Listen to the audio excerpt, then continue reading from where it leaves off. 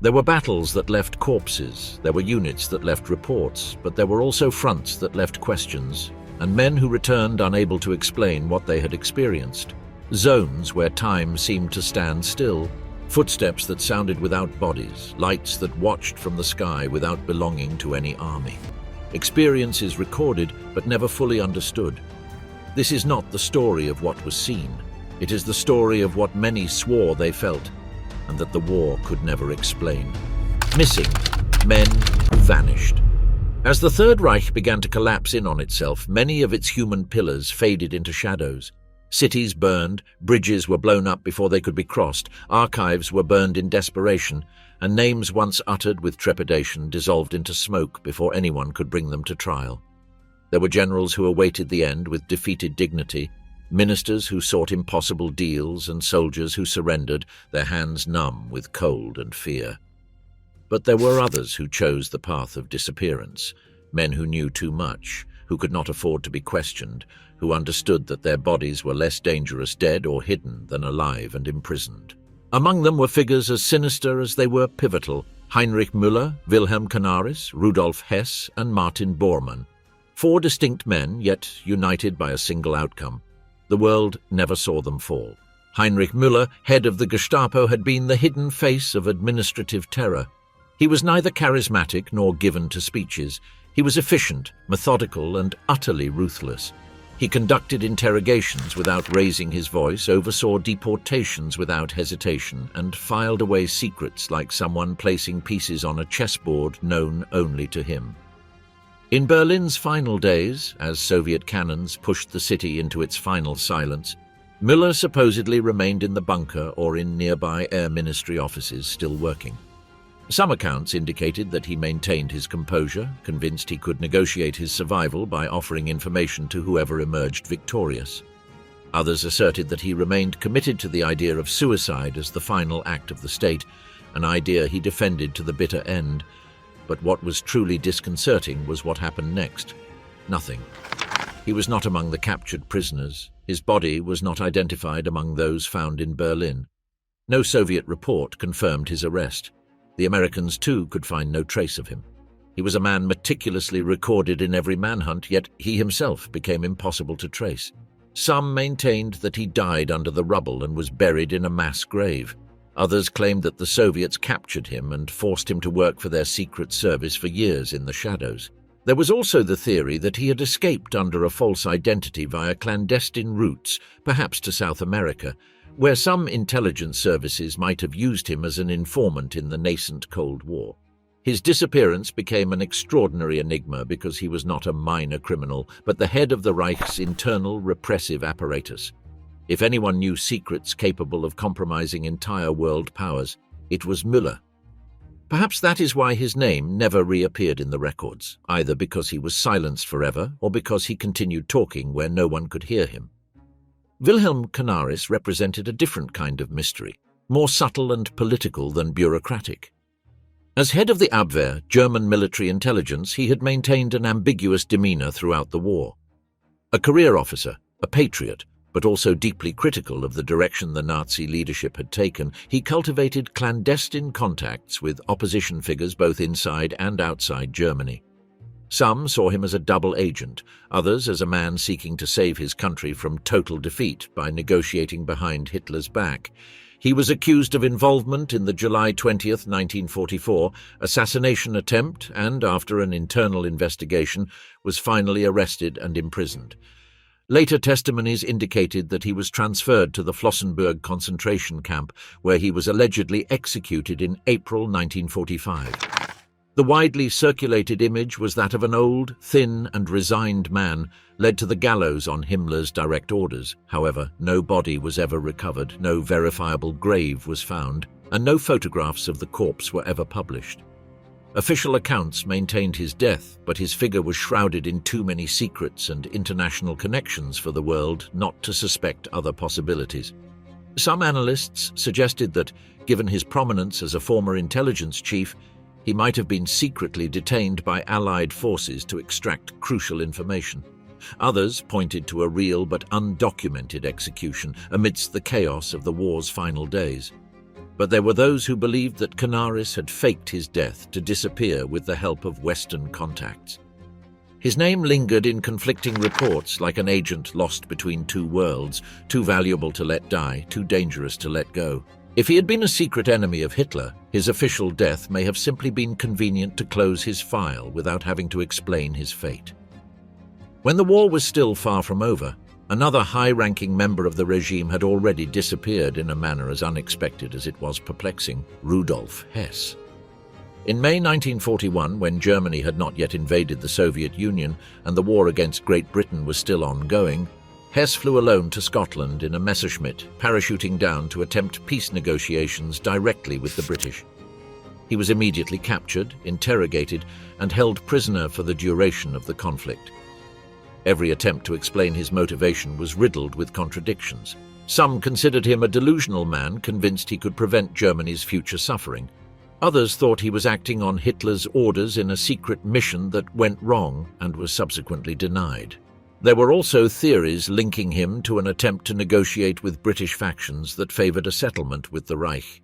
His prolonged imprisonment and his continued absence from public discourse only increased the doubts. The war continued without him.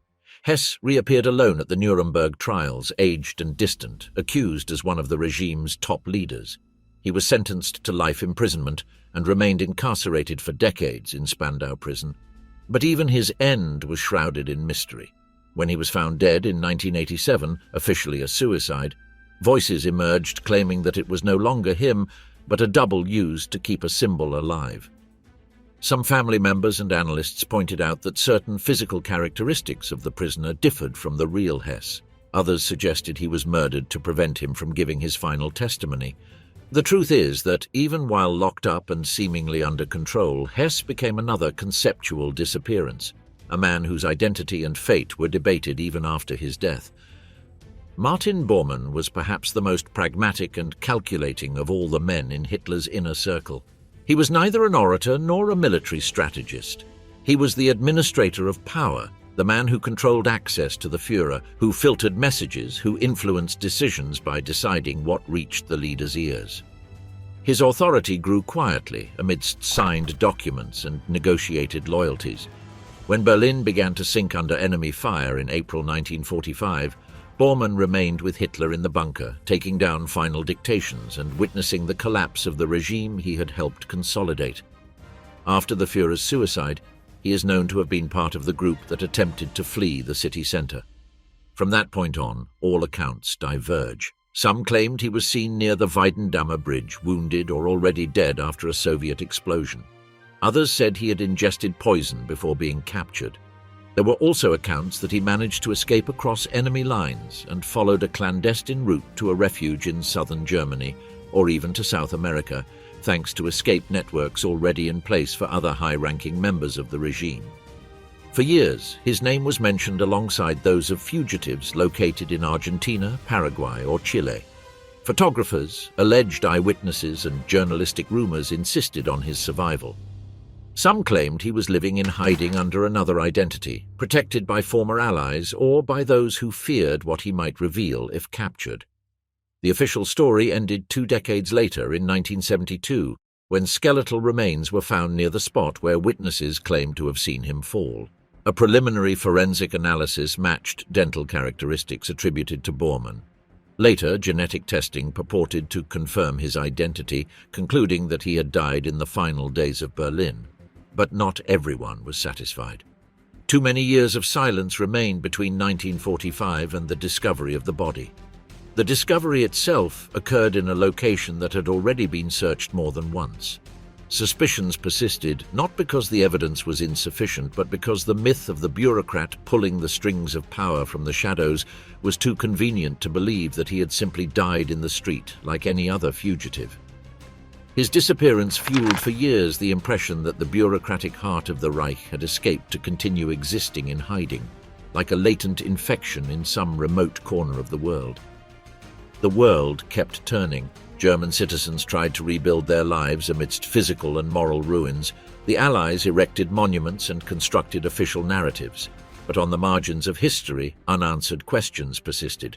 Did Müller die in a collapsed cellar, or did he live on under another name? Was Canaris truly executed, or was he silenced by new allies in different uniforms?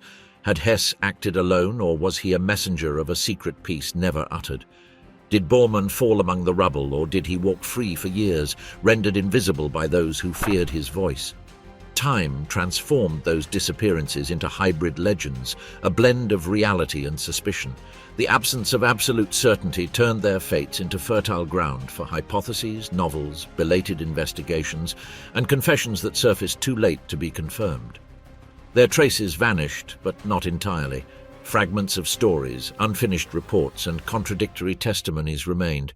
And above all, an unsettling feeling lingered, as if part of the truth had been deliberately pushed out of the spotlight. In a war that destroyed everything, even the truth was partially bombarded, and among the wreckage of the collapse, some men chose or were forced to disappear forever, becoming not just fugitive criminals or invisible prisoners, but historical spectres. The fear they had sown outlived their bodies, and the mystery surrounding their end granted them a second existence, more unsettling and more silent than the first. They vanished amidst fire, burned documents, and fragmented testimonies, but they were never forgotten. For in their disappearances remained a reminder that even when war ends, some enemies live on in memory, suspended in a grey area where the past doesn't die, it merely hides. Treasures that were never found. As the Third Reich crumbled amidst ruins and desperate orders, more than just men vanished without a trace. Objects too disappeared, inanimate objects that carried a symbolic power almost equal to that of the leaders who had coveted them. There were sealed underground vaults, bombed castles whose cellars no longer revealed what they once held, cargo transported on trains that never reached their destination, and convoys that stopped just short of completing their journey. It wasn't just confiscated money or art. These were treasures transformed into instruments of prestige, propaganda, and cultural domination.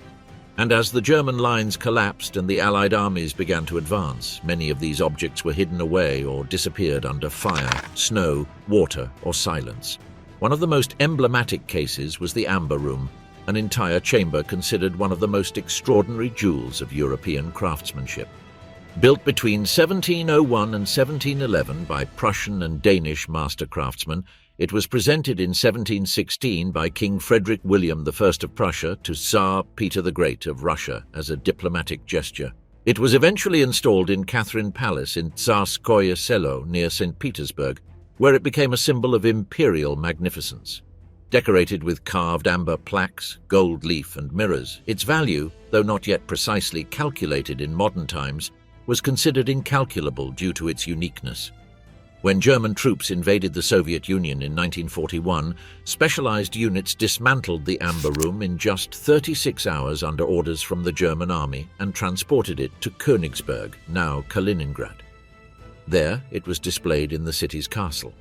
Contemporary accounts agree that it remained in place at least until the end of 1943. In August 1944, the RAF heavily bombed Königsberg and the castle suffered significant damage.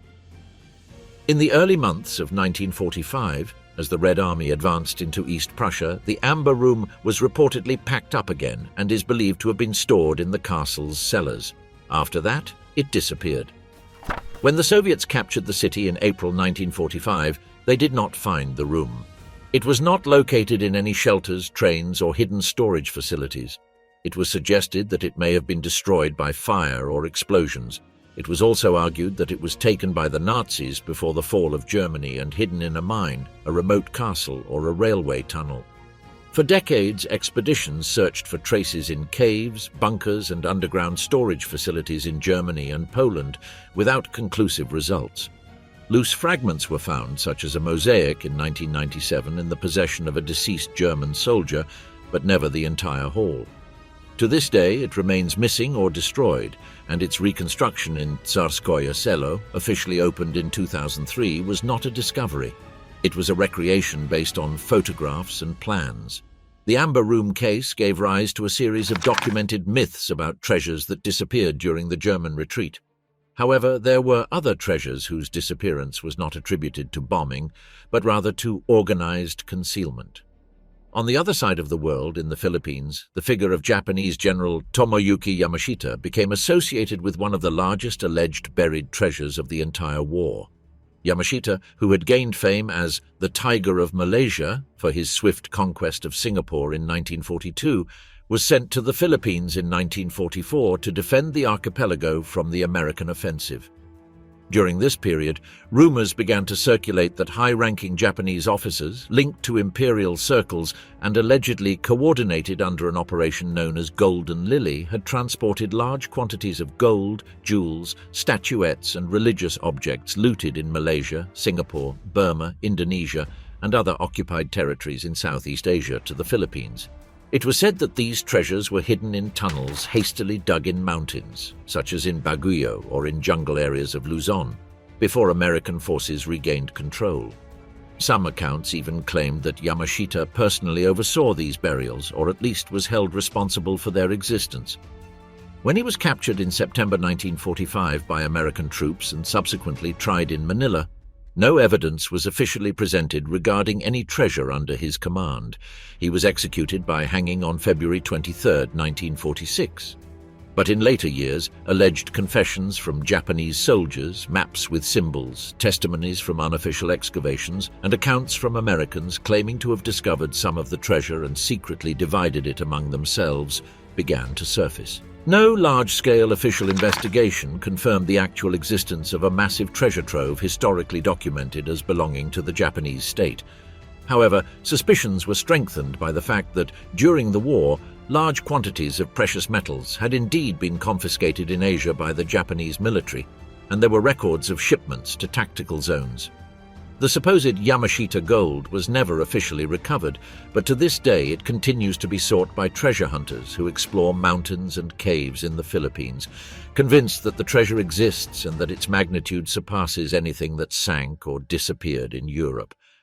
The supposed Yamashita treasure eventually became a living legend, combining verified facts such as Japanese looting in occupied territories and the shipment of valuables to logistical centers, with claims impossible to fully confirm.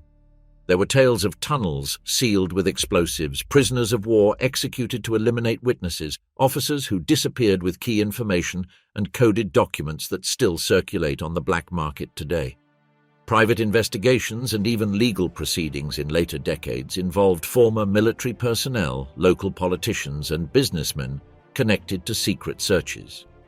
No massive cache officially recognized as Yamashita's gold was ever found, but small quantities of buried valuables were recovered at various times, some likely linked to Japanese wartime looting. What remained, beyond any isolated finds, was the conviction that riches had been hastily hidden in the face of imminent defeat and that their precise location was lost along with the last officers who knew the details of its whereabouts. On the other side of the world, in the Austrian Alps, a lake nestled between mountains became the scene of another endless search. Lake Toplitz, located in Styria and approximately 100 to 120 meters deep, had been used by the Kriegsmarine as a testing ground. Toward the end of the war, as was later documented, the Nazis dumped crates of materials related to clandestine operations into it. In 1959, large quantities of counterfeit British banknotes were discovered at the bottom, linked to Operation Bernhard, a Reich plan to flood the UK economy with mass-produced counterfeit pounds sterling. This confirmed discovery further fueled suspicions that chests containing documents, precious metals or other valuables had also sunk. The lake's surroundings, with dense forests and deep areas where oxygen is scarce, gave it an impassable and sepulchral atmosphere that reinforced the idea of hidden caches. Throughout the 20th century and up to the present day, numerous expeditions, some authorized and others illegal, have been organized in search of further evidence. Although fragments of deteriorated documents and some metal components were found, the existence of a great treasure was never confirmed. Despite this, the lake continued to be considered a liquid graveyard of the Reich, a place where not only material resources were hidden but also fragments of covert operations designed to leave no trace. While some treasures were sought underground or underwater, others vanished across borders, discreetly transported before the collapse was complete. Art confiscated by the Nazis was stored in museums, castles, mines and trains, following carefully planned routes. The Einsatzstab Reichsleiter Rosenberg, ER, was one of the agencies responsible for confiscating entire collections, particularly in France, Belgium, the Netherlands, and Poland. Hermann Göring, one of the regime's top leaders, personally amassed a collection estimated at over 1,300 pieces, including paintings, sculptures, and European masterpieces. Many of these works were recovered after the war, but others never resurfaced. Among the most emblematic examples was the supposed portrait of a young man attributed to Raphael, last seen in the Czartoryski Museum in Krakow, and then moved to Rockwar. After 1945, its whereabouts became completely unknown. Paintings by Titian, Rembrandt, and Caravaggio were also reported missing, their final fate never fully clarified. Records exist of convoys transporting artworks to safe havens, but these convoys either never reached their destination or were intercepted without their contents ever being recovered. Some works were found decades later in private mansions or among the estates of former officials, but a significant portion of the confiscated European heritage remains unaccounted for. The disappearance of these artistic treasures had a more profound effect than mere material loss. It represented a way of erasing cultural identity or preserving symbolic power even after defeat. Subsequent investigations showed that some hiding places used by the Nazis, such as salt mines in Austria and Germany, contained thousands of carefully protected pieces. But there were also sites that were emptied before the Allies arrived, or whose documentation was destroyed to prevent their retrieval. This mixture of systematic planning and eventual chaos meant that some of the loot remained scattered or buried in unknown locations. Some historians argued that certain pieces might have been destroyed to prevent their recovery, while others believed they remained hidden for fear of legal claims or because they had been acquired on the black market after the war. At the end of the war, the victorious armies showed interest in recovering what had been stolen, but there was also a selective appropriation of anything with strategic, scientific, or economic value. The recovery of art became a race against time between occupiers and former looters. However, there were objects that were never declared in official records and therefore remained outside any formal search. Thus, the mystery of the missing treasures of World War II was not limited to a specific case, but became a recurring phenomenon in different countries and theaters of conflict. From an amber room that had become an imperial symbol, to chests sunk in alpine lakes or Pacific mountains, to classical paintings that might still be hanging on some private wall, each disappearance left behind not only the suspicion of an irreparable loss, but also a disquieting certainty. In the final chaos of a collapsing empire, the value of an object did not always lie in possessing it, but in hiding it so deeply that no one else could claim it. Impossible weapons and prohibited projects. When the war definitively turned in favor of the Allies, some Nazi leaders decided that the only hope lay in a technological revolution capable of altering the course of the conflict at the last moment. Within the regime, there was talk of Wunderwaffe, miracle weapons, as if material and logistical effort could be replaced by a scientific discovery capable of acting as a decisive apparition.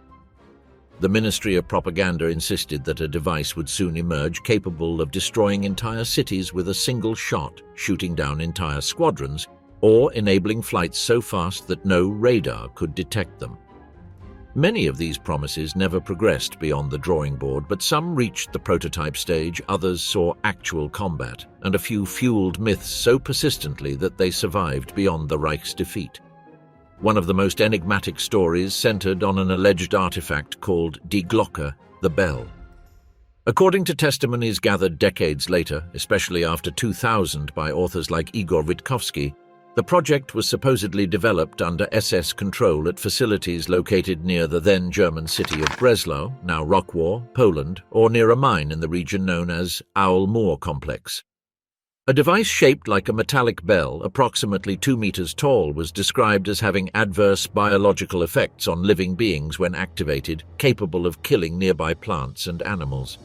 A reinforced concrete enclosure was allegedly required to contain the emitted radiation or energy. It was also claimed that this device was linked to research on gravity, alternative energy, or even time travel, although no official source has corroborated this.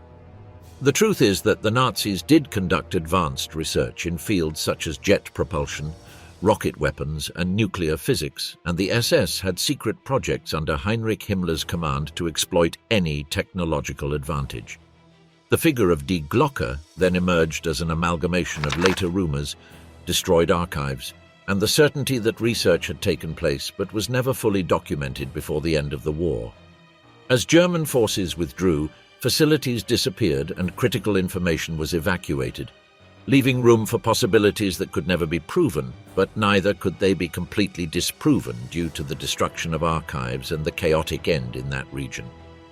Unlike the Bell, whose existence was never confirmed with physical evidence, there was one real weapon that was developed, manufactured, and used: the Messerschmitt Me 262 jet fighter. It was the first operational jet fighter in history, powered by Jumo 004 engines capable of speeds exceeding 800 kilometers per hour, far surpassing the fastest Allied fighters. Its development had begun in 1939, and the first jet-powered flights took place in 1942. Technically, it was ready for mass production long before it saw combat. However, Hitler himself insisted that it should primarily function as a fast bomber, which delayed its entry into service and diverted technical efforts toward a version that never proved as effective as expected. By the time the Me 262 was deployed in combat in 1944, Allied air power was already overwhelming. Pilots from units like Jagdgeschwader 7 managed to shoot down a considerable number of enemy bombers, but the numbers were not enough to change the course of the war. Production was constantly hampered by Allied bombing raids on factories, shortages of materials like chromium and nickel needed for the engines, and a lack of veteran pilots capable of adapting to an aircraft with such a different performance profile. Many aircraft were lost during landings due to mechanical failures or harassment by Allied fighters while climbing slowly after takeoff. German commanders even acknowledged that if the Me 262 had been introduced a year earlier in sufficient numbers and used from the outset as an interceptor, it could have seriously hampered the bombing campaigns over Germany. However, flawed strategic decisions, political pressure from the Führer on the engineers, and a lack of resources turned a potential revolutionary advantage into a missed opportunity. The mix of cutting-edge science and desperate urgency meant that many Nazi projects operated in a blurry space between the possible and the illusory. For some leaders, the mere promise of a new weapon was enough to bolster their own morale and instill fear in the enemy. It was in this climate that strange reports emerged of lights accompanying aircraft during night flights. It was during this final stage of the conflict that pilots began to report numerous sightings of luminous objects during night missions. These objects appeared to accompany or follow aircraft without exhibiting any conventional behavior. These sightings became informally known as Foo Fighters, a term popularized by American aviators from late 1944 onward. Operational reports described bright spheres, sometimes orange or white, moving at high speed and seemingly capable of following Allied fighters and even positioning themselves in front of them without causing direct damage. Pilots from British and American squadrons claimed to have seen these lights over Germany, France, and the Pacific. Interestingly, some testimonies gathered after the war indicated that the Germans had also reported similar phenomena and suspected they were Allied weapons. While it was never proven that they were Nazi artifacts, it was confirmed that the Germans developed projects involving explosive drones and remotely controlled anti-aircraft systems. To this day, there is no conclusive evidence linking Foo Fighters to any specific technology produced during the war, leading some historians to explain them as optical illusions, electrical discharges in the air, or psychological reactions to combat stress. Even so, their appearance in military reports from both sides has fueled the mystique surrounding the aerial warfare. While questions arose in the skies that no one could answer clearly, more thoroughly documented scientific research was underway underground, some of it aimed at obtaining a definitive weapon, the atomic bomb. The German regime had initiated its nuclear program in 1939 under the direction of scientists such as Werner Heisenberg, Otto Hahn, and Kurt Diebner, in what became known as Project Uranverein, Uranium Club. Otto Hahn had achieved the nuclear fission of uranium in 1938, which laid the theoretical groundwork for the development of a bomb, but the German program lacked priority investment, strategic coordination, and material resources comparable to those mobilized by the United States in the Manhattan Project from 1942 onward. German laboratories made progress in the design of an experimental reactor, although attempts made at facilities such as Haigerloch never managed to produce a self-sustaining reaction.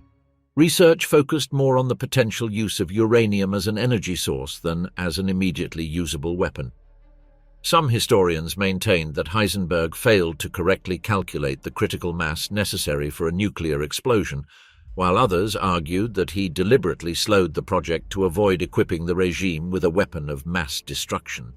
Whatever the truth, it is clear that by the time the Allies captured leading German scientists in 1945 and recorded their conversations in confinement at Farm Hall, England, they expressed surprise upon learning of the destruction of Hiroshima, revealing that Germany had not achieved an advanced stage of nuclear development.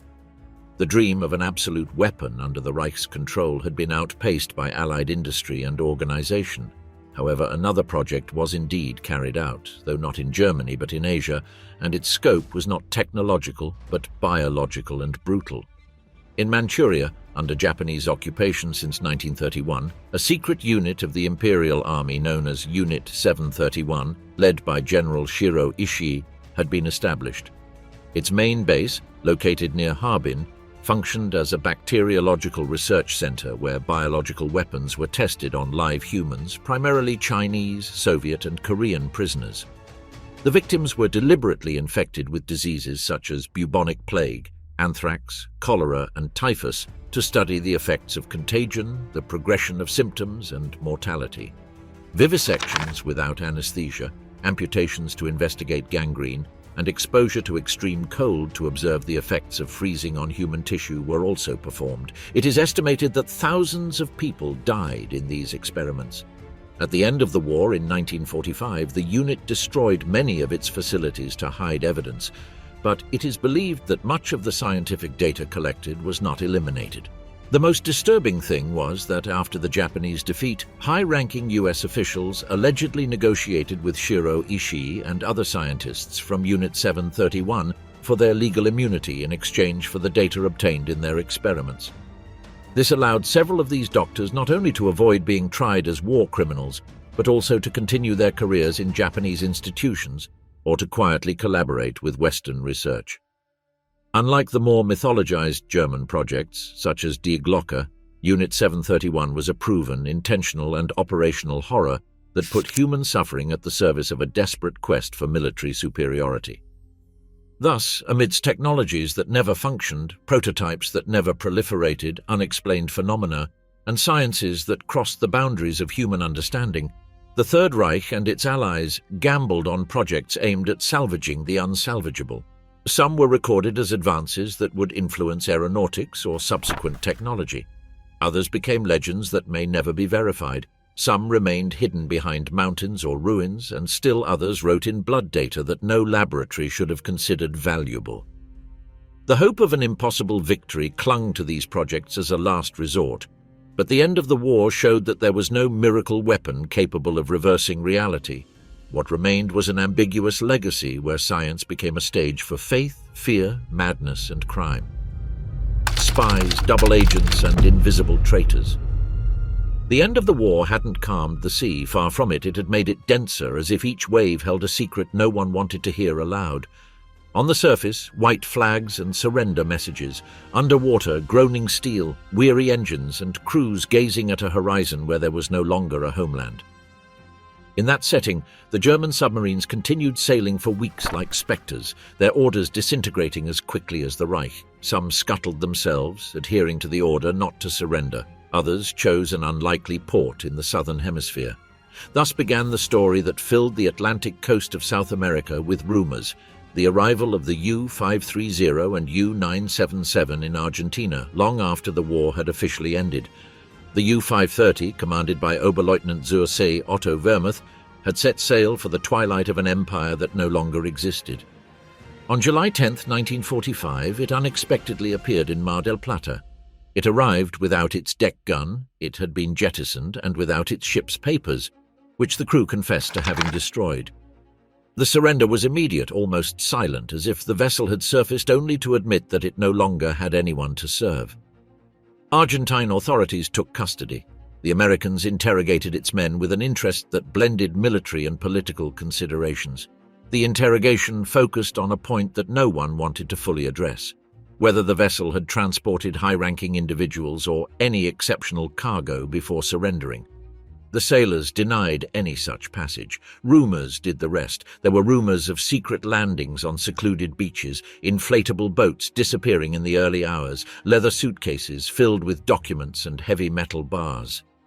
The only certainty was the date and the port, July 10th, Mar del Plata, a submarine that declared itself without a mission and without papers. A month later, on August 17, 1945, the U-977, commanded by Oberleutnant Zursee Heinz Schäfer, arrived at the same base. The chronological and geographical coincidence turned the event into a legend. Schäfer declared that he had remained submerged with a snorkel for an extraordinarily long time during his journey to the South Atlantic, and that the decision to head for Argentina stemmed from a desire to avoid immediate capture in Europe and surrender far from the chaos. Once again, interrogations and suspicions arose. Had they transported people? Had they delivered anything at sea? Had there been a clandestine stopover? No official investigation proved that these vessels carried high-profile figures or extraordinary cargo. But the dates remained anchored with an unsettling precision. 2 U-boats ended their voyages, one on July 10th and the other on August 17th, both in Mar del Plata, weeks after the world had already entered its own era of transformation. If the sea could keep secrets, the Argentine coast became a wall where those secrets bounced off for decades. The 2 incidents had an immediate effect. They fueled stories of escape routes. There was talk of rat lines crossing Mediterranean ports, of passports changing names in small stations, of priests helping to hide people, of Italian, Spanish, Swedish, or Argentinian ships turning a blind eye. And on top of that map, the submarines added a layer of unease. A U-boat didn't need the complicity of a consulate or a border official. It could sail silently for weeks, surface at night, drop off a boat and disappear again. That's what people imagined when they saw the photographs of the grey hulls off the dock, that they had come to drop off something or someone. Wehrmuth and Schäfer insisted that they hadn't. There was no evidence to the contrary. The sea once again remained silent. Meanwhile, in the far north, another tale of steel and shadows lingered, this time with a measurable and terrible content. The U-864 had set sail on a mission that bore its own name, Operation Caesar. Its destination was Japan. It was carrying, among other things, a cargo of mercury in steel flasks, tens of tons, supposedly destined for the Japanese war industry. It has also been mentioned that it carried technical components and documentation. On February 9, 1945, off the island of Fedje on the Norwegian coast, the British submarine HMS Venturer, commanded by Lieutenant James Jimmy Launders, did something that had never been achieved before. It sank an enemy submarine while both were submerged. It calculated the firing solution in 3 dimensions, launched a sequence of torpedoes and listened to the explosions beneath a sea that, for an instant, held its breath. The U-864 broke in 2 and took its cargo with it. Decades later, the wreckage was located. Authorities debated whether it was possible to extract the mercury or if it would be wiser to encapsulate the site to prevent contamination. It was a story in which underwater hunting techniques and a shadowy cargo were forever trapped in the cold waters off Norway. There was no successful escape, no South American ports, no new passports. There was death, metal, and a question. How much of the technological exchange between Germany and Japan had even managed to get underway? The idea of routes south wasn't limited to South America. It also looked further south, to a white territory where geography itself seemed to offer some concealment. Before the war, in 1938 to 1939, Germany had sent an expedition to the sector of Antarctica then called Queen Maud Land. The ship was named Schwabenland and carried catapult-equipped aircraft that photographed vast areas. Maps were drawn, markers were dropped, and the explored region was christened with a name that would later become a hotbed for conspiracy theorists, Neuschwabenland. That expedition took place before the outbreak of the conflict and didn't establish any permanent bases. The case, however, remained open to the imagination when the country that had photographed the ice later decided to fight against half the world. With the defeat, the White South received attention that focused less on snow and more on rumors.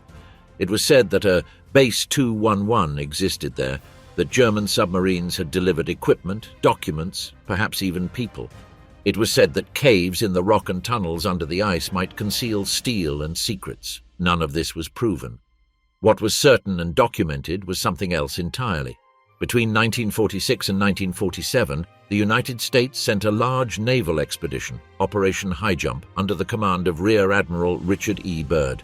It was part of Task Force 68, with a complement of around 13 ships and thousands of men. Its stated objectives included extreme climate training, equipment testing, aerial mapping, and logistical establishment. There were aircraft losses due to accidents and harsh conditions. The group concluded its operations at the end of the austral summer. As time passed, those simple facts were twisted by others, that the mission had been a covert combat campaign, that there had been clashes, that the withdrawal was due to an unnamed enemy. Antarctica, with its ability to freeze traces, offered a perfect landscape for the lack of evidence to be mistaken for mystery. The common thread running through this entire spectrum, late arrivals in the South Atlantic, aborted missions to Japan, pre-war ice maps, and large-scale naval deployments afterward, was a word that appears nowhere in any official report, yet defines this chapter with precision: escape. Escape from justice, escape from memory, escape from surrender itself. Every submarine that continued sailing after May 1945 carried a debt to time. Sailing was no longer about obeying Admiralty orders. It was about negotiating with history the kind of end one was willing to accept. Sinking on the high seas and destroying evidence, appearing in a distant port to avoid immediate imprisonment, or attempting a final surrender that would cross continents and oceans to reach an ally whose fate was also twisting. On that chessboard, the U-530 and the U-977 made a choice. The U-864 could make none. One was etched into the Argentine dock with a precise date. The other one rests in toxic silence facing Norway, with another date recorded by a sonar. The post-war period saw a proliferation of discrete routes that had little to do with uniformed convoys. There were merchant ships with dubious papers, captains who asked no questions, and crates transferred from one hold to another on the high seas. Sometimes not even that was necessary. A port that didn't pay much attention to anyone's logbook was enough. In that world, a submarine was both more and less than a ship. More because it could approach undetected, less because it carried on board phantoms that were far too heavy. Argentina, Chile, Uruguay, Brazil, all those names resonated in report after report, not because of what was proven, but because of what couldn't be entirely ruled out. That's how certain mysteries operate. They don't add facts, they subtract certainties. The sea, which doesn't archive, kept the details. The chronologies remain clear in their essentials: July 10th and August 17th, 1945 in Mar del Plata, February 9th, 1945 off Fedja, 1938 to 1939 during the German Polar Expedition, 1946 to 1947 during the American Antarctic operation. Upon these fixed points, a larger map has been drawn made of broken lines, possible landings, alleged cargoes, names that sometimes surface decades later on another shore. There were investigations, there were books, there were denials. But the helmets that once cut through black water didn't reveal everything they knew. Steel, when it rusts, also learns to be silent. In the end, the submarines and their escape routes revealed less about technology than about will. The desire to choose how to end things. The impulse to avoid capture, to avoid confessing, to avoid leaving behind a closed file that could be read in court. In that respect, the ocean was more than a physical medium, it was an alibi. 2 arrivals at the same port a month apart were enough to ignite a question that even today defies definitive answers. A sinking unique in submarine history established the exact graveyard of a transfer that never took place. A polar expedition before the war and another afterward sustained belatedly the suspicion that the far reaches of the map could be more than just landscapes. Between those dates and those waters, the feeling lingered that the war didn't end in May 1945, but continued to slip silently beneath the surface, and that as long as there are shores where a grey hull can surface unannounced, there will always be those willing to believe that someone is still waiting to disembark. Battles where something didn't add up. The front lines had always been a place where maps seemed to tell the truth, but the ground itself contradicted it. Battles were recorded with precise dates, division names, and casualty figures, but some engagements left something unresolved, not because it was unknown who won or lost, but because the terrain itself seemed to have swallowed a part of the story. There were places where the dead lost their names, where orders lacked logical explanation, and where survivors returned unable to explain why they had been there. These were battles fought for objectives that became irrelevant even before they ended, where official strategy didn't align with the feelings of the soldiers who died without understanding why. Stalingrad was the first black hole of the war that left questions unanswered after defeat. The city had been transformed into an urban hell between August 1942 and February 1943. When the German Sixth Army was encircled in the so-called Kessel following Operation Uranus, launched by the Soviets in November, a 2-month ordeal began. Friedrich Paulus received Hitler's order not to surrender, and more than 250,000 men were trapped with no real possibility of escape. When the remnants of the army surrendered between January 31st and February 2nd, 1943, it was estimated that some 91,000 German soldiers were taken prisoner, of whom only about 5,000 would return to Germany years later. But the figures didn't quite add up. It was estimated that many thousands more had entered the Kessel than were officially listed as dead or prisoners. There were reports of as many as 40,000 to 50,000 missing men, their fates never clearly documented. Some died under rubble without being counted, others were executed by their own commanders for attempted desertion or looting, and still others could no longer be identified among the makeshift graves dug under ice and shrapnel. Later testimonies indicated that entire smaller units were never included in the final reports. History recorded that the Sixth Army had been destroyed, but there were men who did not die in Stalingrad. They died in an unnamed space within the city, in collapsed cellars, in uncontrolled streets, in bombed-out underground hospitals, in positions that had become unidentifiable once maps became unreliable. For many of their relatives, their last known location was not a trench or a neighborhood. They were simply missing on the Eastern Front. Years later, to the west, another forest swallowed thousands of lives without a coherent strategic justification. Between September 1944 and February 1945, the US Army fought German forces in the Hürtgen Forest near the Belgian-German border. The stated objective was to secure a flank before advancing toward the Ruhr River Dam, and thus prevent a German-induced flood. But the battle dragged on for nearly 80 days in hellish conditions, trees reduced to shrapnel by artillery fire, constant fog, anti-tank mines, improvised minefields, and ambushes among dark pines. The steep, damp, and dense terrain negated the American advantages in armor and artillery. The result was brutal attrition with no significant advance. It is estimated that the Allied forces suffered between 33,000 and 50,000 casualties, while the Germans lost around 28,000 men. In the end, the captured territory had no decisive impact, and the battle was considered by many veterans to be a tactical error prolonged by pride and the commander's refusal to admit that lives were being sacrificed in a place of no proportional strategic importance. After the war, the question persisted: why wasn't the forest bypassed? Why insist on directly attacking a location that offered every advantage to the defender? The Hürtgen became a symbol of a battle that should never have been fought under the conditions in which it was. Further south in the Balkans, a promontory called Hill 731 on the border between Albania and Greece became such an intense slaughterhouse that the terrain literally changed shape. Between March 9th and 24th, 1941, during the Greco-Italian campaign, Italian forces attempted to capture this strategic position near the Calamus River. The exhausted but determined Greek army defended it relentlessly. Italian attacks were repeated up to 14 times in a single day.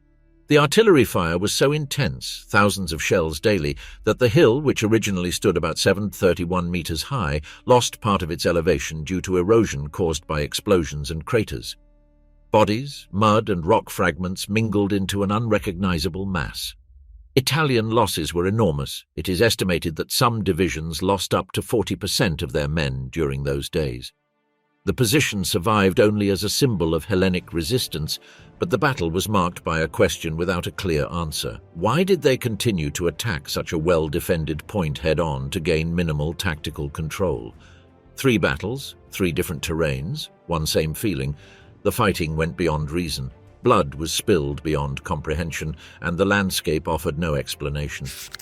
Monte Cassino was another place where history is shrouded in doubt, whether the destruction of the Benedictine monastery, founded in the 6th century, was a military necessity or an irreversible mistake. During the Italian campaign, the monastery stood atop a hill overlooking the Liri Valley and formed part of the Gustav Line, the main German defense to delay the Allied advance on Rome. General Kesselring's troops had fortified the surrounding heights, but Allied reports claimed that the Germans were using the interior of the monastery as an observation post and defensive position. On February 15, 1944, more than 1,400 tons of bombs were dropped on the complex, reducing it to rubble. However, subsequent investigations and testimonies confirmed that the German defenders had not occupied the monastery before the bombing. Only after its destruction did paratroopers of the 1st Fallschirmjäger Division transform it into a fortress amidst the ruins. The battle raged across 4 separate offensives and cost the Allies over 55,000 casualties. Germany lost approximately 20,000. When it finally ended, Rome was captured, but many surviving soldiers never understood whether the objective had justified the devastation. The monastery fell, but the question remained. A year earlier, in North Africa, another terrain had exposed the fragility of command and tactical confusion, the Kasserine Pass in Tunisia. Between February 19th and 25th, 1943, inexperienced American forces clashed with Rommel's Afrika Korps. It was their first major land battle in the European theatre. The narrow terrain of the mountain passes favored the Germans, who attacked with coordinated maneuvers of tanks and mobile artillery. American units fell back in disarray, communications failed, and some commanders were unable to respond clearly.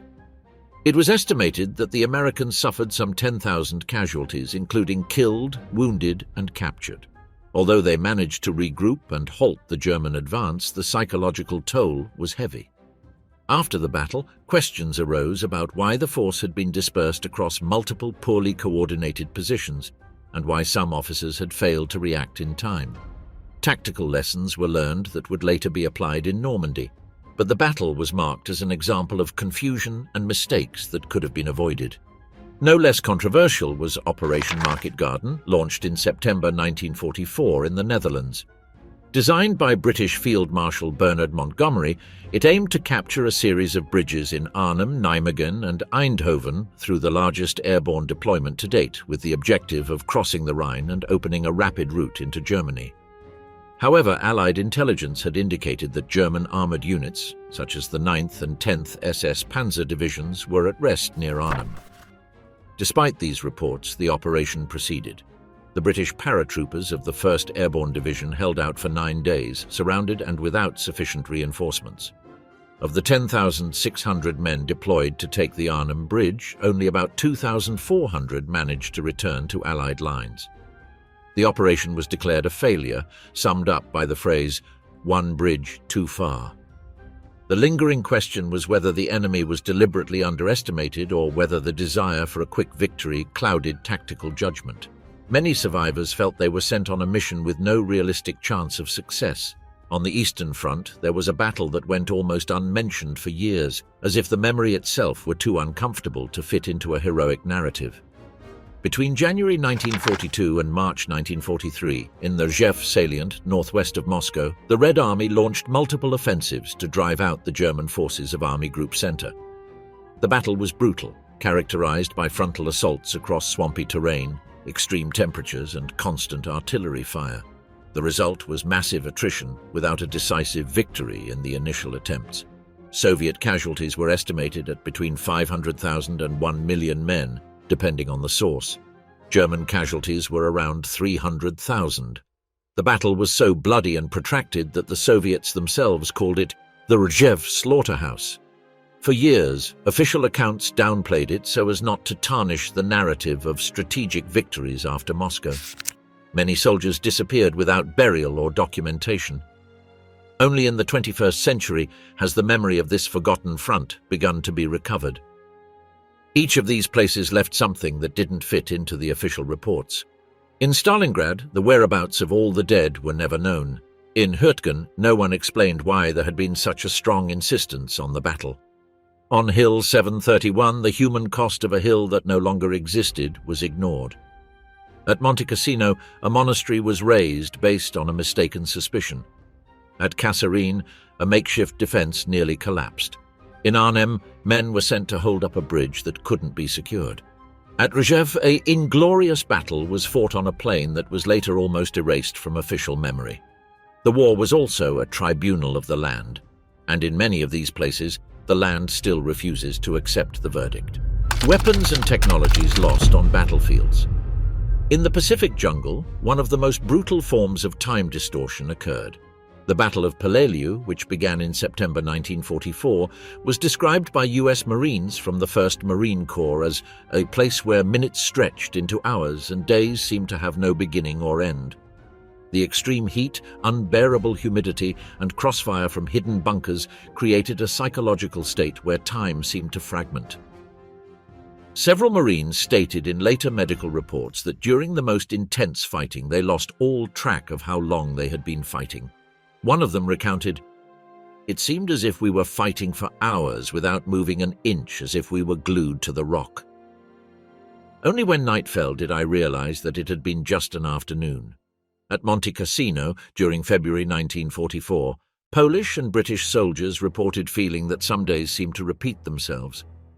A lieutenant in the Polish Second Corps wrote in his notebook that there were moments when he had the impression of hearing the same gunshots again, as if the echoes didn't correspond to the actual rhythm of the battle. There were no measurable supernatural phenomena, but there was a consensus. Under certain extreme conditions, the collective perception of time had begun to fracture. In the forests of the Western Front, especially during the Hürtgen conflict, accounts emerged relating not so much to what was seen, but to what was heard. The damp, coniferous terrain distorted the sound of artillery fire, generating echoes that seemed to originate from directions opposite to the actual trajectory of the shots. But there were also testimonies from American soldiers who claimed to have heard footsteps behind them, even though there was no enemy nearby. A veteran of the 28th Infantry Division recounted that one night in November 1944, as his platoon was falling back into the trees, he clearly heard synchronized footsteps a few meters behind the formation. He ordered them to halt to check if any Germans were following them, but the sound stopped immediately. As they resumed marching, the footsteps returned. The platoon stopped again, but nothing was ever found. The soldier stated that the footsteps sounded as if someone were walking beside them, not running, not attacking, just keeping them company. The incident was recorded in a medical report on combat stress as an example of auditory hypersensitivity under conditions of exhaustion. But some veterans insisted, even years later, that they had heard it with full awareness. There were also accounts of presences perceived indirectly, not through direct vision, but through a collective feeling. In Narva during the winter of 1944, Wehrmacht soldiers deployed in defensive positions claimed to feel someone on the other side of the trenches even before the Soviets had launched their attack. Some said the air grew heavy before the assault, as if the enemy were already among them. A German sergeant wrote in a letter seized by the Soviets after his capture, "I don't understand, but some nights I feel someone is behind me even when I'm alone in my post. It's not fear, it's as if I know someone is there, breathing silently." These impressions were later attributed by military psychologists to states of heightened alertness combined with nervous fatigue. But the fact that several soldiers described similar sensations without communicating with one another left a statistically striking record. In some episodes of the German retreat from the Caucasus in late 1942 and early 1943, there were units whose trails became unclear in the records. They didn't vanish into thin air, but their dissolution wasn't clearly documented. Some groups were attacked by mobile Soviet forces and scattered across mountainous terrain with no possibility of regrouping. Prisoners of war interrogated by the Soviets mentioned companies that disappeared into the fog and never reached their rendezvous point. One of them stated, "We heard gunfire, but we didn't see any sign of them afterward." Maybe they were captured, maybe they hid and froze to death. We never knew. Later military historiography explained these disappearances as a consequence of the disintegration of command, the lack of communication, and the extreme terrain. However, in some cases, soldiers who managed to return claimed that they had marched for hours searching for their comrades without finding a single body or abandoned trench, as if they had taken an invisible path. These phenomena were never presented as supernatural events by those who experienced them, but rather as situations where the reality of combat became uncertain, where violence and psychological pressure generated experiences that did not fully conform to either military logic or the cold rationality of reports. On certain fronts, there were times when the enemy seemed faceless. During the German retreat from East Prussia in the winter of 1945, several Soviet reports recorded that groups of Wehrmacht soldiers were found dead in positions with no clear signs of recent combat. There were no scattered shell casings or signs of hand-to-hand fighting. They appeared to have been stopped by something that had caught them off guard. Although official reports attributed it to sniper attacks or night infiltrations, some combatants who found those bodies claimed that the dead men's expressions showed extreme surprise, as if they had seen something they couldn't process before dying. One of the surviving Soviet soldiers mentioned in a post-war interrogation that there was total silence, too much silence, as if something had happened before they could even fire. Isolated reports from the Pacific Front described situations in which lights moved erratically across the sky without corresponding to flares, searchlights, or known aircraft. In New Guinea, Japanese soldiers spoke of bright spheres that seemed to observe from the sky before vanishing. On Guadalcanal, US Marines reported sightings of luminous points following marching columns. Although these phenomena went beyond the so-called Foo Fighters reported on the European front, they shared a common feeling. The enemy did not always appear as a recognizable human figure. The fear stemmed not only from enemy fire, but also from the suspicion of being observed by something they could not identify. At the other end of the spectrum of the inexplicable were collective experiences that some soldiers interpreted as inexplicable protection.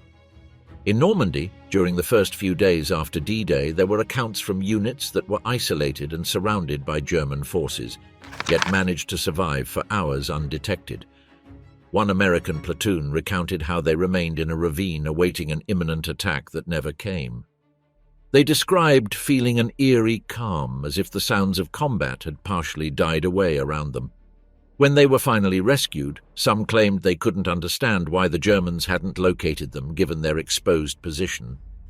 One survivor said in an interview years later, "I don't know how we're still alive. It was as if someone had covered us with something invisible."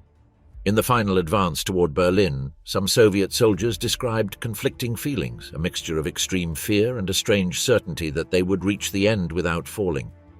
One battalion commander wrote that during the entry into a village near Silo, when the firing had momentarily ceased, several of his men insisted that they must not move yet, as if something told them that the danger had not passed.